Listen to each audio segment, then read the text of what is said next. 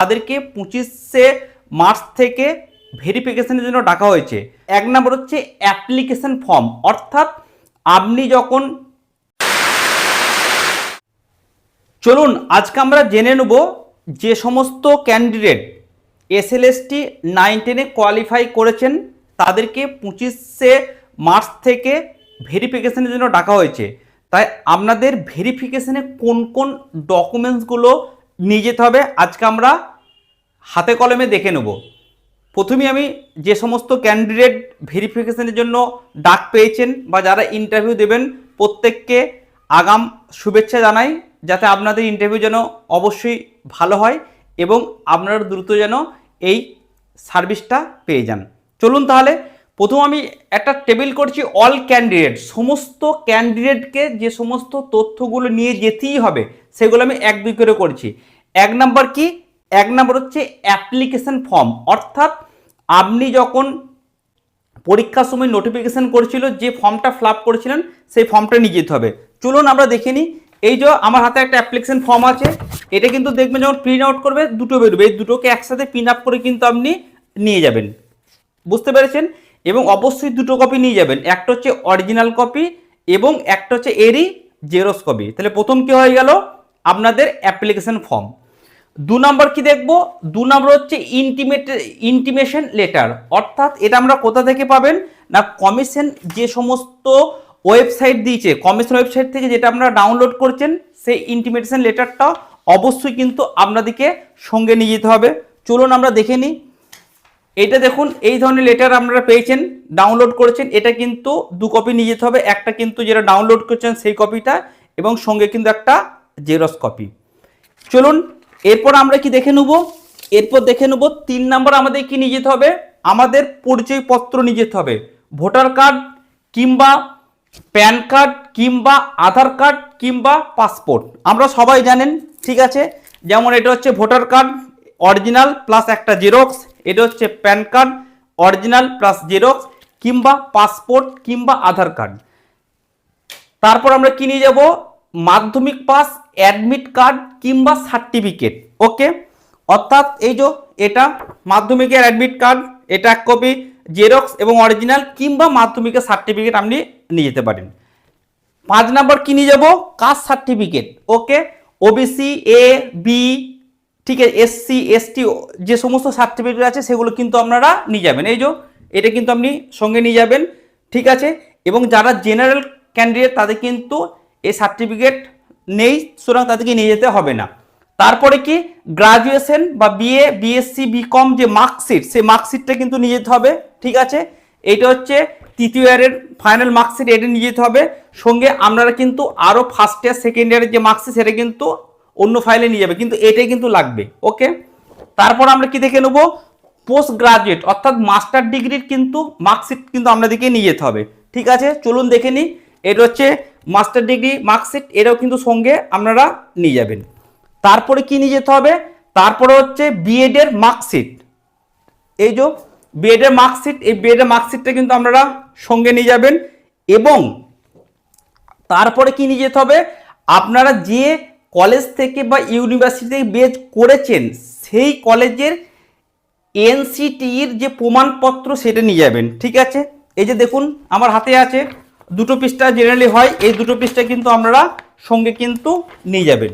ওকে, আমরা যে কলেজ থেকে বিএড করেছেন এই সমস্ত ডকুমেন্টস কিন্তু সমস্ত ক্যান্ডিডেটকে কিন্তু অবশ্যই নিয়ে যেতে হবে। ওকে, এরপর চলুন আসি যারা ইন সার্ভিস ক্যান্ডিডেট বা চাকরি করছেন অলরেডি, ঠিক আছে, তারা এই ডকুমেন্টসগুলো তো সঙ্গে নিয়ে যাবেন, তার সাথে তাদেরকে এক্সট্রা কি নিয়ে যেতে হবে? তাদের একটা অ্যাপ্রুভেল লেটার নিয়ে যাবে। এই যে এটা হচ্ছে অ্যাপ্রুভেল লেটার, আমরা নিয়ে যাবেন, যেটা আপনাদেরকে ডিআই প্রদান করেছে, এটা একটা নিয়ে যাবেন। এবং সঙ্গে আমরা কি নিয়ে যাবেন? সঙ্গে আপনারা যে দীর্ঘদিন স্কুলে বা যে কোনো মাদ্রাসায় চাকরি করছেন তার একটা এক্সপিরিয়েন্স প্রমাণপত্র। কি করবেন? এই যে স্কুলের প্যাড থাকবে, স্কুলের প্যাডে আপনারা এখানে মেমো নাম্বার দিবেন এবং যে আপনাদের হেডমাস্টার আছেন বা টিআইসি আছেন তাকে এখানে একটা অ্যাপ্লিকেশন লিখে তার অ্যাটেস্টেড করে দিতে বলবেন, ঠিক আছে। এই দুটো কিন্তু আপনাদেরকে এক্সট্রা নিয়ে যেতে হবে যারা অলরেডি চাকরি করছেন, কর্মরত অবস্থায় আছেন।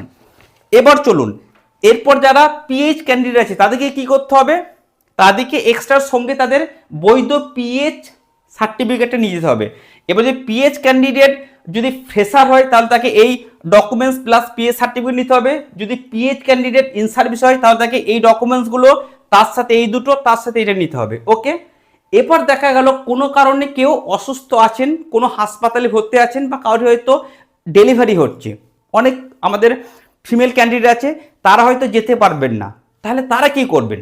তারা তখন কি করবেন, তাদের একটা প্রতিনিধি কিন্তু আপনারা পাঠাতে পারবেন। ঠিক আছে, 2 নম্বর কি, আপনি যে প্রতিনিধিকে পাঠাবেন তার কিন্তু একটা প্রমাণপত্র আপনাকে সঙ্গে দিতে হবে সেই প্রতিনিধির, হয় ভোটার কার্ড, প্যান কার্ড, আধার কার্ড ইত্যাদি। 3 নম্বর কি, 3 নম্বর হচ্ছে অথরাইজেশন লেটার, অর্থাৎ আপনি যে হাসপাতালে ভর্তি আছেন বা যেখানে ভর্তি থাকবেন বা যে কারণে যে জায়গায় ভর্তি থাকবেন সেখানে যে মেন থাকবে তাকে কিন্তু একটা লিখিত দিতে হবে যে হ্যাঁ এই ক্যান্ডিডেট আমার এখানে এত তারিখ থেকে এত তারিখ অসুস্থ হওয়ার কারণে ভর্তি আছে, এবং সে সেখানে সিল এবং সই করে দেবেন, সেটা কিন্তু আপনাকে সঙ্গে পাঠাতে হবে। এবং যে ক্যান্ডিডেট আসতে পারবে না সেই ক্যান্ডিডেট সমস্ত যে ডকুমেন্টস আছে, সে ফ্রেশার ক্যান্ডিডেট হলে এগুলো আনবে, সে যদি ফ্রেশার প্লাস ইন সার্ভিস হয় তাহলে এগুলো আনবে, সে যদি পিএইচইউ হয় এইগুলো plus in service candidate plus এগুলো কিন্তু আপনাকে সঙ্গে পাঠাতে হবে সেই প্রতিনিধির সাথে।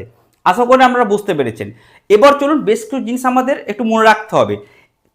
এই যে যতগুলো ডকুমেন্টস আমরা দেখলাম সেই ডকুমেন্টস কিন্তু অবশ্যই 21/7/2025 বা তার আগে ইস্যু হতে হবে। ওকে, আচ্ছা, এরপর আপনাদের কটা বললাম, দুটো কপি থাকবে, একটা হচ্ছে অরিজিনাল কপি আর একটা হচ্ছে আপনাদের জেরক্স কপি। এবং অবশ্যই জেরক্স কপিতে আপনি লিখবেন সেলফ অ্যাটেস্টেড দিয়ে নিজের সই করবেন, সঙ্গে তারিখ দিবেন। এবার দেখুন আপনারা দেখবেন বাজারে এরকম ক্লিপ পাওয়া যায়, এই ক্লিপ কয়েকটা কিনে নেবেন। ঠিক আছে, এইভাবে আমি যেমন করে বাইন্ডিং করেছি এইভাবে আপনারা একটা ফাইলের মধ্যে দুটো কপি করবেন, একটা অরিজিনাল কপি থাকবে এবং একটা জেরক্স কপি দিয়ে ওইটা কিন্তু ফাইলে আপনি ভরে রাখবেন। এবার অনেক ফিমেল ক্যান্ডিডেট আছে যাদের কিন্তু আরও যে সমস্ত এক্সট্রা ডকুমেন্টস আছে সেগুলো না নিয়ে গিয়ে মন ভরে না, তাই তারা কী করবেন, বাকি যে অরিজিনাল ডকুমেন্টস আছে সেগুলো অন্য একটা ফাইলের সঙ্গে নিয়ে যাবেন, যদি ওগুলো কাজে লাগবে না তাও মন ভোলাবার জন্য নিয়ে যাবেন, যেগুলো বললাম এগুলোই লাগবে। ঠিক আছে, এবার দেখবেন আপনাকে যখন ডাকা হবে তখন কি করা হবে, আপনি আপনাকে দেখবেন 4-5টা বোর্ড থাকবে, সেই বোর্ডে আপনাদেরকে ভাগ করে দেবে 1 নম্বর বোর্ড, 2 নম্বর বোর্ড। আপনাকে ডাকা হবে, আপনি জেরক্স কপিটা এইভাবে ধরিয়ে দিবেন যে যিনি ভেরিফিকেশন করবেন। এবার দেখবেন তিনি পরপর বলবে দেখি আপনার আধার কার্ডটা, তখন আপনি অরিজিনাল আপনার কার্ড দেখাবেন, আপনার মাধ্যমিকের অরিজিনাল মার্কশিট আপনি দেখাবেন। এইভাবে কিন্তু ওনারা একটা একটা করে চেয়ে আপনাকে কিন্তু ভেরিফিকেশন করবে। ওকে, চলুন এবার 3 নম্বর দেখুন। 3 নম্বর, কেউ কোনো কারণে যদি ডিস্টেন্স এডুকেশন করে থাকেন কিংবা কোনো প্রাইভেট ইউনিভার্সিটি থেকে কোনো ডিগ্রি করে থাকেন, অর্থাৎ এমএ আপনি প্রাইভেট ইউনিভার্সিটি থেকে করেছেন কিংবা বিএ প্রাইভেট ইউনিভার্সিটি থেকে করেছেন, গ্রাজুয়েট বা পোস্ট গ্রাজুয়েট কিংবা কোনো ডিস্টেন্স এডুকেশন থেকে করেছেন, যে কলেজ থেকে বা যে ইউনিভার্সিটি থেকে আপনি করেছেন সেই কলেজ বা ইউনিভার্সিটি কিন্তু ইউজিসি অনুমোদন পত্র কিন্তু লাগবে। ঠিক যেমন এই যে আমি আগেই বললাম বিএডের জন্য আমরা অনুমোদন পত্র আমাদের লাগলো, ঠিক সেরকম যদি আমরা কোনো প্রাইভেট কলেজ বা ইউনিভার্সিটি থেকে কোনো ডিগ্রি করে থাকেন তাদেরও কিন্তু এরকম একটা অনুমোদন পত্র থাকবে, সেটাও কিন্তু আপনাকে সঙ্গে নিয়ে যেতে হবে। ওকে, তারপর দেখুন অনেকের মনে একটা কোশ্চেন আছে, যারা ওবিসি এ আছে পরবর্তীকালে তারা ওবিসি বিতে চেঞ্জ হয়ে গেছে। অনেকে কিন্তু ওবিসি এ থেকে বিএ অ্যাপ্লিকেশন করেছেন কিন্তু অথচ তারা কিন্তু এখনো কোনো কিছু পাননি, অর্থাৎ পুরনো ওবিসি এটা আপনি অলরেডি জমা দিয়েছেন, নতুন কিন্তু ওবিসি বি সার্টিফিকেট পাননি। কিংবা যারা ইডব্লিউএস অ্যাপ্লিকেশন করেছেন কিন্তু এখনো সার্টিফিকেট পাননি, তারা কি করবেন, তাদেরকে দেখবেন একটা অ্যাকনোলেজমেন্ট স্লিপ দেওয়া হয়েছে, সেই অ্যাকনোলেজমেন্ট স্লিপটা যদি আপনি সঙ্গে নিয়ে যান তাহলে কিন্তু হবে। অর্থাৎ যারা ওবিসি এ জমা দিয়ে বি পাননি বা ইডব্লিউএস সার্টিফিকেট পাননি তারা সঙ্গে কিন্তু অবশ্যই অ্যাকনোলেজমেন্ট স্লিপটা নিয়ে চলে যাবেন। ওকে, আচ্ছা, অনেকের মনে একটা কোশ্চেন, যারা অলরেডি ওবিসি বি সার্টিফিকেট পেয়ে গেছে তারা বলছে স্যার তাহলে আমরা কি ওবিসি এর একটা জেরক্স দেবো? না, জেরক্স দেওয়ার কোনো দরকার নেই, যেহেতু আপনি ওবিসি বি পেয়েছেন সঙ্গে কিন্তু আপনি ওবিসি বি সার্টিফিকেটে নিয়ে গেলেই হবে। আবার অনেকের কোশ্চেন, স্যার আমি তো ওবিসি এ আছি, আমার কিন্তু ওবিসি বিতে অ্যাপ্লিকেশন করা হয়নি পাওয়ার জন্য, কিংবা স্যার আমি করেছি পাইনি, তাহলে আমি কি করব? যাদের করা হয়নি তাদেরও কিন্তু টেনশন করার কিছু নেই, আপনি পুরনো ওবিসি যে সার্টিফিকেট আছেন সেটাই আপনি নিয়ে যাবেন, সেটাতেই কাজ হয়ে যাবে। ঠিক আছে, এবং এই বাই চান্স আপনি ইন্টারভিউর সময়ও যদি ওবিসি বি না পান, তাহলে ওবিসি এতেই কাজ হয়ে যাবে। আশা করছি কোনো সমস্যা হওয়ার কথা নয়। 11-12 কিন্তু ভেরিফিকেশন বা ইন্টারভিউদের ক্ষেত্রে কিন্তু কোনো সমস্যা হয়নি। তবে আমরা চেষ্টা করবেন যারা ওবিসি এ আছে তারা অবশ্যই যেন যত তাড়াতাড়ি সম্ভব ওবিসি বিটা বার করার চেষ্টা করবেন। এবং এখন দেখবেন ওবিসি এ থেকে বিয়ের প্রচুর লম্বা লাইন আছে, কিন্তু যাদের যাদের ইমার্জেন্সি ইন্টারভিউ আছে সামনে বা কোনো এমার্জেন্সি দরকার আছে, তাদেরকে কিন্তু অফিস থেকে খুব দ্রুত 7 দিনের মধ্যেই কিন্তু ওবিসি বি সার্টিফিকেট দিয়ে দিচ্ছে। তাই আমরা তাড়াতাড়ি যত সম্ভব ওবিসি বি অ্যাপ্লিকেশন করে দিবেন। ঠিক আছে, আশা করছি আজকে ভিডিওটা আপনারা অবশ্যই বুঝতে পেরেছেন কোন কোন ডকুমেন্টস আপনাদেরকে সঙ্গে নিয়ে যেতে হবে এবং কটা নিয়ে যেতে হবে এবং কি কি করতে হবে। তাহলে এইভাবেই আপনারা কিন্তু পরপর তথ্যগুলো গুছিয়ে সুন্দর করে নিয়ে যাবেন। এইভাবে আমরা যদি পিন আপ করে নিয়ে যান, আশা করছি আপনাদের কোনো সমস্যা হবে না। ওকে, থ্যাংক ইউ।